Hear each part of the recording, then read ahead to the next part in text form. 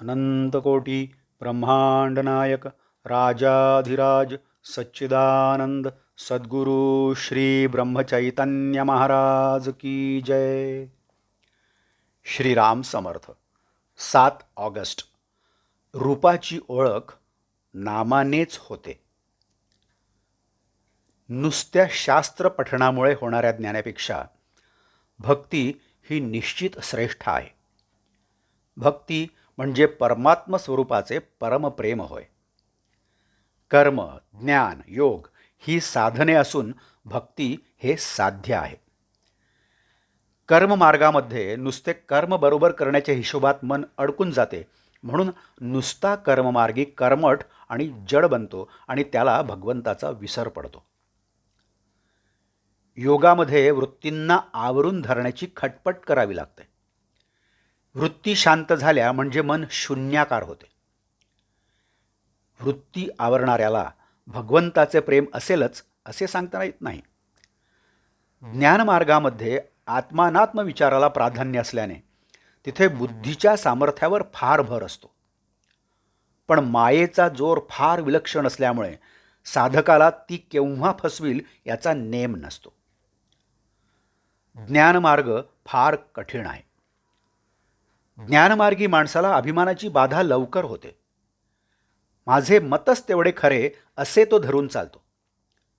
ज्ञानी मनुष्य जगताला मायाकार्य मानतो, म्हणजेच जग मिथ्या आहे असे तो समजतो.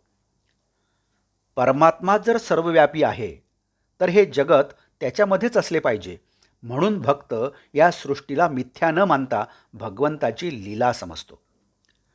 त्याला या सृष्टीमध्ये सर्व ठिकाणी भगवंताचा महिमा, त्याचे विभूतिमत्व आणि त्याचा आनंद भरलेला दिसून येतो.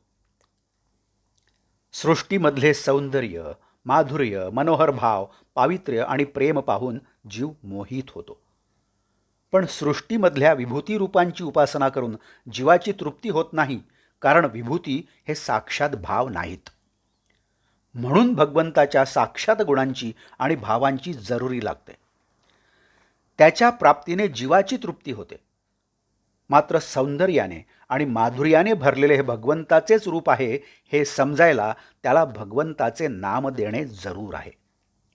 कारण त्या रूपाला भगवंताचे नाम दिले नसेल तर ते रूप मायावी राक्षसाचे देखील ठरेल. कुंभाराने एकाच मातीपासून अनेक प्रकारची भांडी तयार केली. प्रत्येक भांड्यात मातीशिवाय दुसरे काहीच नाही, तरी प्रत्येक भांड्याचे नाव निराळे. तुकाराम बुवा एवढे मोठे संत बनले, पण भगवंत सर्व ठिकाणी व्यापून आहे म्हणून ते विठोबाला राम म्हणाले नाहीत किंवा दत्ताला महादेव म्हणाले नाहीत. जगत हे भगवंतापासून भिन्न नाही. जगतात आढळणारी सर्व रूपे भगवंताची आहेत, पण रूपाची ओळखण नामानेच होते. प्रत्यक्ष आकाराला आलेली अनेक रूपे नाहीशी झाली तरी त्यांचे नाव टिकून राहते. म्हणजे नाम हे देशकालाच्या मर्यादेच्या पलीकडे असते, म्हणून ते रूपापेक्षा जास्त सत्य होय आणि जे सत्य आहे ते श्रेष्ठ असलेच पाहिजे. सत्य वस्तू ओळखणे हाच परमार्थ होय. आजचे बोधवाक्य. भगवंताची रूपे जिथून येतात तेथे नामाचे वास्तव्य आहे. जानकी जीवन स्मरण जय जय राम. नमस्कार. आपण या चॅनलला कृपया सबस्क्राईब करावं ही विनंती. आपण या चॅनलला सबस्क्राईब करा, लाईक करा, शेअर करा. आपल्या काही प्रतिक्रिया असतील तर त्यासुद्धा द्या. धन्यवाद. जय जय श्रीराम.